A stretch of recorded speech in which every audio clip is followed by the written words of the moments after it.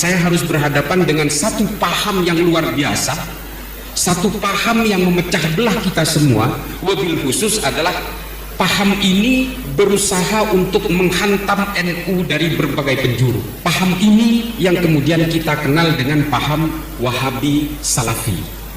Nah, saya tidak akan pernah mundur dengan pernyataan ini bahwa hampir 100% teroris yang ditangkap oleh Pak Tubagus Ami Prindani ini, Pak Tubagus Ami Prindani ini adalah jenderal pertama dari Akpol 97. Tepuk tangan untuk beliau. Saya tidak akan pernah mundur dengan pernyataan ini.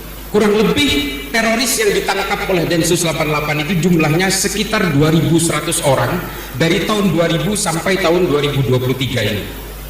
Hanya 4 orang dan 2 orang non muslim yang di luar Wahabi Salafi. Ini saya pertegas.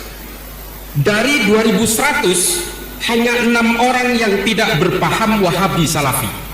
Saya pertegas lagi. Hanya 6 orang yang tidak berfaham Wahabi Salafi yang ditangkap oleh Densus 88. Saya tidak akan mundur dari pernyataan ini karena berbasis data. 4 orang anggota FPI yang ditangkap ini karena merakit bom, tidak terima karena Habib Rizik ditangkap. 4 orang FPI, amaliyahnya sama, ubudiyahnya sama dengan kita, tujuan politiknya yang berbeda. 4 orang, 2 orang non muslim.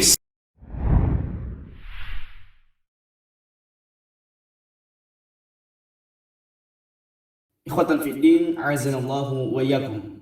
Alhamdulillah, pada kesempatan yang berbahagia ini kita mungkin akan sedikit membantah dan meluruskan statement-statement menyesatkan dan cenderung menyudutkan, merendahkan, memfitnah kaum muslimin yang berjalan di atas sunnah Nabi alaihi salatu wassalam. Di mana jemaah rahmatullah subhanahu wa ta'ala, baru-baru ini kita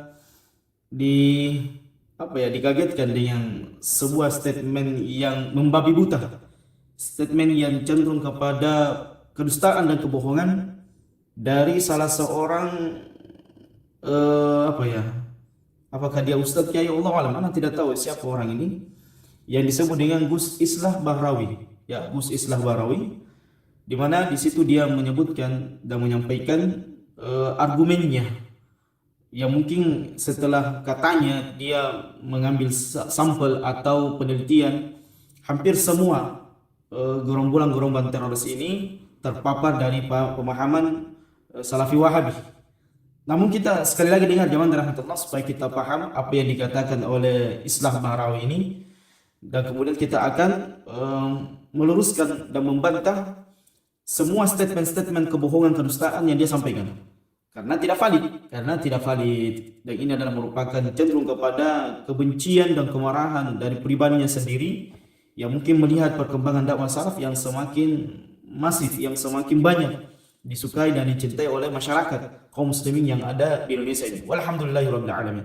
Tapi kita simak sekali lagi apa yang dia katakan. Ini yang kita hadapi hari ini, termasuk jaringan-jaringan teror itu semua 100% anggota jaringan teror ini semua Wahabi Salafi. Saya pastikan. 100%, kalau perlu. Baik. Sepenggal-sepenggal kita akan bantah. Dia mengatakan dan memastikan, Masya Allah, jadi ini tidak diragukan lagi menurut dia.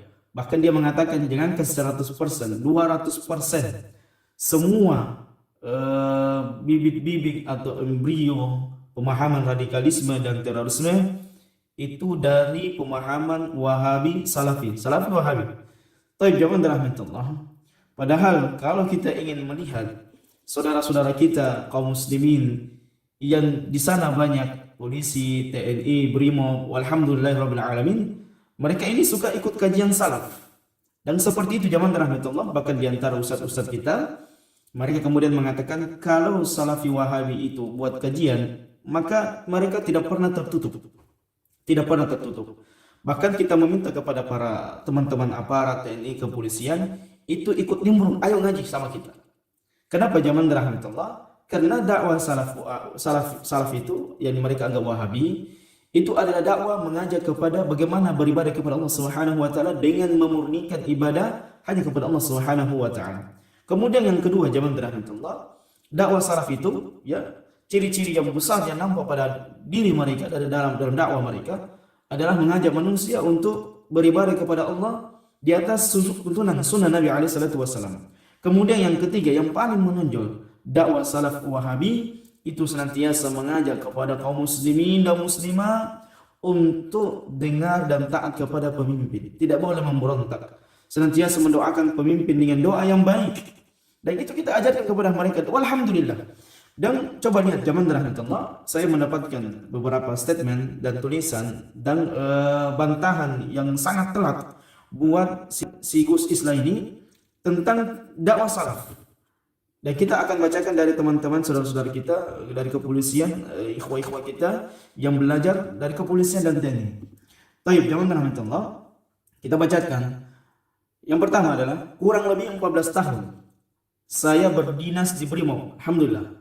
Justru dakwah salaf yang membantu menekan terorisme karena dakwah mereka mewajibkan taat kepada pemerintah. Walhamdulillah. Ini yang kita katakan tadi. Bahwasanya dakwah salaf itu adalah dakwah yang menentrapkan, yang mendamaikan. Bahkan mereka senantiasa menangkal pemahaman-pemahaman radikal dan terorisme yang sekarang marak terjadi.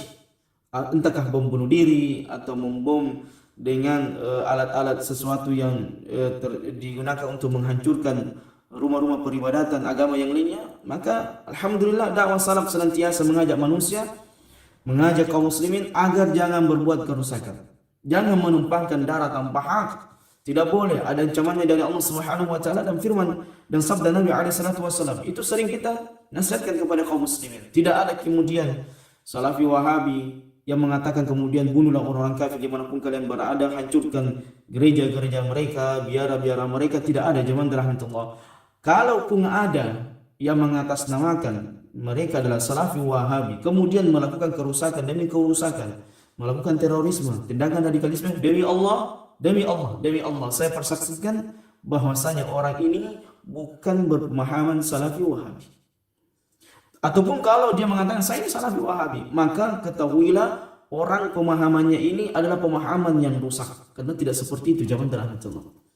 Dan memang kalau kita ingin melihat, ya umumnya kalau diberitakan, ya kadang dia berjenggot, kadang dia istrinya cadaran, dia tertutup, jarang senyum, jarang bermuamalah, maka ini kekeliruannya. Dan tidak ada orang-orang yang berjalan di atas manhaj salafi Wahabi ini yang melakukan tindakan-tindakan seperti itu. Jauh zaman rahmatullah, jauh, sangat jauh. Jangan kamu membunuh, merusak, membom, melakukan saja yang namanya demonstrasi, mencela pemerintah di jalan. Salafi Wahabi itu tidak ada. Coba sebutkan di mana potongan-potongan video para dakwah salafi Wahabi itu kemudian mencela, menghina, merendahkan, mengajak manusia, mengarahkan manusia, membakar emosional manusia untuk mencela, membenci, memerangi pemerintahnya. Tidak ada. Alhamdulillah dakwah salafi Wahabi sampai hari ini tidak ada satupun data, dan ini adalah merupakan data valid dari teman-teman Brimob kita untuk membantah omongan si fulan ini yang kemudian mengatakan salafi Wahabi 100% bahkan 200% embrionya adalah apa? Radikalisme dan terorisme. Baik. Kemudian statement yang kedua zaman rahmatullah dari saudara-saudara kita. Saya sebagai anggota Polri membantah apa yang dikatakan Bapak narasumber yang mengatakan salafi itu bibit embrio dari teroris. Saya sekitar 10 tahun tugas di Gagana, tidak pernah menemukan teroris itu dari salafi. Walhamdulillahirabbil alamin. Justru salafilah yang sangat membantu kami untuk memerangi teroris melalui dakwah mereka yang mengharamkan teroris dan wajib taat kepada pemerintah. Alhamdulillah. Sekali lagi zaman rahmatullah, data-data ini sangat valid. Jadi bagaimana statement seseorang yang lahir dari dirinya sendiri, segelintir orang yang tidak tahu sangat masif merendahkan, menyudutkan, memfitnah, mengajak manusia untuk membenci dakwah salaf, itu hanya segelintir orang zaman rahmatullah, dan kita tidak tahu apa tujuan mereka. Kenapa tidak dituduh yang suka demo-demo misalnya? Kenapa kita tidak tuduh orang-orang yang suka mengajak membenci pemerintah misalnya? Kan begitu. Dan memang zaman rahmatullah ya kita lihat ini beberapa setelah perpolitikan Indonesia ini banyaknya gerakan-gerakan Islam yang mengajak membenci pemerintah, yang mengajak kemudian mendoakan kejelekan pemerintah, maka tidak ada satupun dakwah salaf yang berada di barisan mereka. Demi Allah Jalla wa'ala, tidak ada satupun yang melakukan demonstrasi 212, 2 sekian-sekian, 2 sekian-sekian, tidak ada reuni sekian-sekian, tidak ada zaman rahmatullah di antara barisan salafi wahabi yang melaksanakan demikian. Karena itu bukan ajaran kita, ajaran Nabi SAW, bukan zaman rahmatullah. Melakukan demonstrasi, reuni demonstrasi, itu tidak ada. Ajaran dari Nabi SAW. Alhamdulillah, itu tidak pernah kami ajarkan kepada mad'u. Kami senantiasa mengajak kepada mad'u untuk menjaga kedamaian bersama-sama dengan pemerintah, aparat keamanan, untuk menjaga sinergitas di dalam menjaga kedamaian, ketentraman. Biarkan umat-umat yang lainnya beragama dengan keyakinan sesuai dengan apa yang mereka yakinkan, dan itu yang diajarkan oleh Nabi kita SAW, untuk tidak mengganggu, untuk tidak memerangi, menumpangkan darah, membom, melakukan terorisme dan tindakan radikalisme terhadap mereka. Alhamdulillah. Baik. Yang terakhir zaman rahmatullah. Sebenarnya masih banyak sekali yang kita bisa sampaikan untuk membantah statement dusta ini, kebohongan ini. Bukan 100%, 1000% kebohongan dan kedustaan. Baik. Dia mengatakan, saya sebagai anggota Polri membantah apa yang dikatakan Bapak narasumber yang mengatakan Salafi itu bibit embrio dan teroris. Baik. Ini sudah kita bahas tadi, cuma saya lupa apakah ini yang lain atau tidak. Maka dia mengatakan, saya sekitar 10 tahun tugas di Gegana tidak pernah menemukan teroris itu dari Salafi. Inilah zaman rahmatullah, bantahan yang sangat telat buat si Isla ini, ya, yang dengan kuar-kuarnya, yang dengan semangatnya, yang dengan gegagahnya menyampaikan statement-statement yang menyesatkan, statement-statement yang bisa membuat gaduh, statement-statement yang merusak, ya, apa yang katakanlah toleransi dalam beragama. Ya, katakan kalau kita suka mengatakan toleransi dan sebagainya, tidak boleh seperti ini. Ini kan ngacau. Selain daripada dirinya mereka sendiri, ormasnya, kelompoknya, semuanya itu bukan NKRI, bukan bukan orang yang cinta Pancasilais. Ini kan ngibul zaman rahmatullah. Sebuah kedustaan dan kebohongan yang besar dari Islah Bahrawi ini. Baik, kita dengarkan lagi apa yang dia sampaikan. Kalau saya tanya kepada teroris yang hari ini di penjara, yang masih terpapar, artinya masih belum NKRI, masih belum wasatiyah dan sebagainya, kalau saya tanya, menurut Anda wayang haram nggak? Haram. Saya sudah buktikan itu kepada 16 responden. Setelah ada pernyataan haram dari Ustadz itu, saya datangi beberapa lapas yang ada napiter tapi tingkatannya masih merah, masih bertahan dengan ideologinya. Saya tanyakan, menurut kamu wayang haram apa tidak? Jadi kesimpulan yang dia ambil setelah mengadakan pertanyaan kepada responden, menurut Anda wayang itu haram atau tidak? Maka dia kemudian mengambil kesimpulan dengan kesimpulan dirinya sendiri. Dia kemudian mengatakan, apakah ketika menanyakan kepada para napi, apakah wayang itu haram atau tidak? Dia mengatakan, napi ini mengatakan wayang itu haram. Tapi zaman rahmatullah, ini ada beberapa sudut. Ya, kalau ada yang mengatakan wayang itu haram, ya jangan Anda paksa itu Anda halal. Setelah mereka berijtihad, kaum muslimin berijtihad, melihat ada maslahat dan mudarat, dan melihat mudarat yang lebih besar, mungkin di sana ada amalan-amalan kesyirikan, amalan-amalan yang tidak sesuai dengan ajaran Islam, dan itu kita harus dahulukan. Maka kalau ada yang berijtihad wayang itu haram, apa salahnya? Apa salahnya? Tayyib. Sebagaimana rokok misalnya, taruhlah rokok ada ijtihad di antara manusia mengatakan itu halal, ada makruh, ada haram, apa salahnya? Manusia berijtihad, dan saya sendiri mengambil pendapat wayang itu haram. Ya, wayang itu haram dan selama di dalamnya ada amalan-amalan kekufuran, amalan-amalan yang melalaikan, amalan-amalan yang tidak sesuai dengan ajaran Allah Subhanahu wa taala. Apa salahnya kita berijtihad? Apakah mau dipaksakan wayang itu harus halal seperti rokok? Orang yang merokok itu kemudian memaksakan orang yang tidak merokok. Kemudian kita katakan rokok itu haram, Pak. Kemudian dia mengatakan tidak, ini halal. Coba saja, tidak apa-apa. Kalau Anda mengatakan haram, saya pidanakan. Kan lucu. Ini adalah merupakan statement anak-anak TK yang tidak memiliki akal yang sehat. Katanya Pancasilais, katanya NKRI, katanya sangat menjunjung tinggi toleransi. Toh terhadap agama yang lainnya kalian sangat toleransi, terhadap kaum muslimin sendiri Anda tidak toleransi. Inilah zaman rahmatullah, di antara kerusakan berpikir di dalam bernegara dan beragama. Ini sangat lucu orang seperti ini.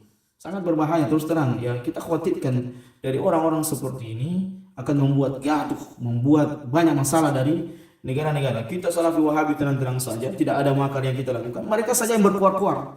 war seperti bebek yang ngomong pak, yang tidak ada berhentinya mereka kemudian memfitnah kaum muslimin yang berjalan di atas sunnah Nabi alaihi salatu wasallam. Taib. Kemudian zaman rahmatullah sedikit lagi tentang wayang. Apakah mau dipaksakan orang yang tidak suka dengan sesuatu yang kau suka? Misalnya Anda suka onde-onde, ya, misalnya kue, Anda suka onde-onde, saya tidak suka onde-onde. Anda suka ngibul, saya tidak suka ngibul. Anda suka memfitnah, saya tidak suka memfitnah. Kemudian Anda paksakan keinginan Anda, hawa nafsu Anda, sesuai dengan selera Anda. Tidak bisa, ini Anda ngaco. Anda tidak benar, Anda tidak NKRI, Anda tidak Pancasilais, Anda tidak toleransi.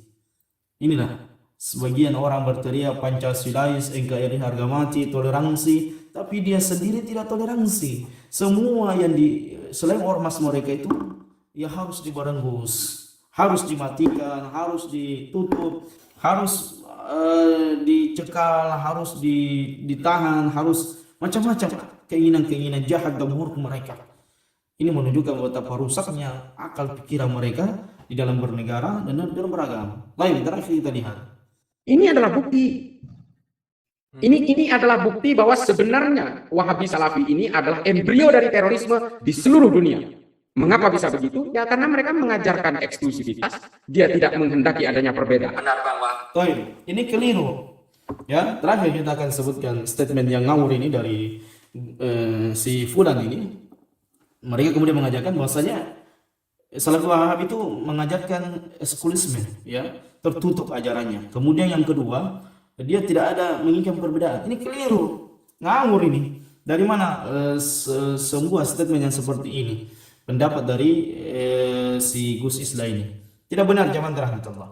Bahwasanya alhamdulillah kalau antum melihat dakwah salaf Wahabi itu bukti nyata mereka ini tidak alergi dengan perbedaan. Mereka tidak pernah mencegah orang ke gereja, tidak pernah mencegah orang untuk melakukan ibadah-ibadah sesuai dengan keyakinan mereka. Ya, kita mendakwakan apa yang diajarkan oleh Nabi SAW. Kalau Anda Muslim, ya Anda harus sami'na wa ata'na. Taruhlah misalnya mengatakan, ya ujungnya saya pahami sebenarnya. Dia kemudian mengatakan, ya suinan tahlilan itu dilarang Salafi Wahabi, mereka tidak ingin mengadakan perbedaan. Loh, Anda Muslim, ini yang saya harus jawab ini harus kita luruskan. Anda seorang Muslim.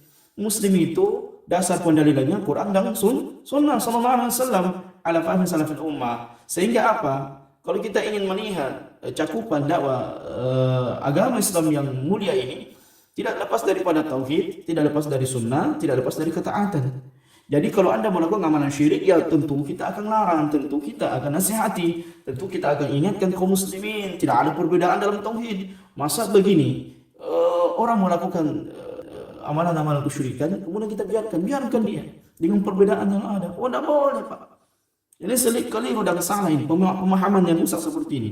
Kalau ada orang yang melakukan kesyirikan, datang ke kuburan minta-minta, melakukan amalan perdukunan, apalagi ketika datang musibah bencana, kepala sapi, kepala kerbau ditanam, dilarutkan ke laut tertentu dengan keyakinan ini akan bisa mendatangkan kedamaian, menghilangkan musibah malapetaka. Tidak boleh.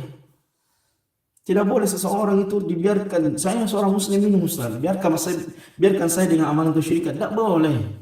Ini harus dilarang. Ini harus ditahan. Karena kenapa Anda merusak Islam? Bukan seperti itu Islam. Islam itu agama tauhid yang melarang kesyirikan. Jangan melakukan kesyirikan. Terlepas dari budaya atau tidak, janganlah Anda lakukan kesyirikan selama Anda Muslim. Maka kami wajib menasihati Anda. Karena cinta kami kepada Anda. Karena kami ingin Anda selamat. Kemudian amalan bid'ah, biarkan, tidak mau eksklusif, tidak mau adanya perbedaan. Anda kalau melakukan amalan bid'ah, kita nasihati. Kita luruskan, karena ada seorang muslim loh ya, mengaku muslim, tapi tidak sesuai dengan jalan, kami nasihatkan, kami ingatkan kepada Anda, hati-hati, tidak boleh seperti itu. Kalau ada seorang muslim harus di atas sunnah, mengamila amalan laysa alaihi amruna fahuwa. Keselamatan adalah dengan mengikuti sunnah Nabi sallallahu alaihi wasallam. Kemudian mengatakan saya muslim Ustaz, izinkan saya. Sebagaimana kisah ada seorang pemuda yang berminta kepada Nabi sallallahu alaihi wasallam karena dia pemuda ini suka berzina. Maka dia mengatakan, ya Rasulullah, izinkan saya berzina. Maka kemudian Nabi SAW melihat pemuda ini dan mengatakan, sudahkah engkau, ibumu atau istrimu atau adik perempuanmu atau keluarga perempuanmu dizinai orang lain sebagaimana keinginanmu? Artinya kalau kita melihat kaum muslimin dalam maksiat, dia muslim dalam maksiat, kita nasihati. Kita tarik dia dari kuban dosa, dari kemaksiatan, dari kegelapan. Jangan dibiarkan, oh ini kan perbedaan, ini kan mau saya Ustaz. Kalau anda tidak mau berzina, tidak usah. Saya saja yang berzina. Kalau Ustaz tidak mau minum, saya minum, tidak apa-apa, minum khamar. Kalau Ustaz tidak mencuri, biar saya mencuri. Kalau Ustaz tidak korupsi, biar saya korupsi. Ini kan ngawur zaman rahmatullah dalam berpikir. Maka tentunya zaman rahmatullah semua statement-statement yang buruk, pencitraan yang buruk, tuduhan dusta terhadap dakwah salafi wahabi, saya nyatakan 1000% itu adalah merupakan kebohongan. Itu akan merupakan kedustaan dan itu adalah merupakan kesalahan dalam berpikir, di dalam bernalar, bernegara dan beragama. Maka kita berlindung kepada Allah Subhanahu wa taala dari sifat-sifat yang seperti ini, sifat yang suka merendahkan, menjatuhkan, memfitnah, bahkan menuduh tanpa bukti. Bahkan buktinya ini ngawur, ada bukti tapi ngawur. Bukti yang tidak kuat. Inilah zaman rahmatullah, banyak orang berbicara hebat, berbicara seolah-olah dia ada orang cerdas, seolah-olah dia adalah orang yang intelektual, tapi pada hakikatnya adalah kebohongan demi kebohongan yang sebagaimana Idrus Ramli dan kawan-kawannya. Demikianlah zaman rahmatullah sedikit yang kita bahas berkaitan dengan tuduhan keji dan fitnah yang besar dan busuk dari orang-orang yang tidak menginginkan kedamaian dan ketentraman di negara kita tercinta, dari orang munafik, orang kafir, dan orang-orang Syiah yang ingin merusak tatanan beragama dan tentunya bernegara kita di negara yang kita cintai.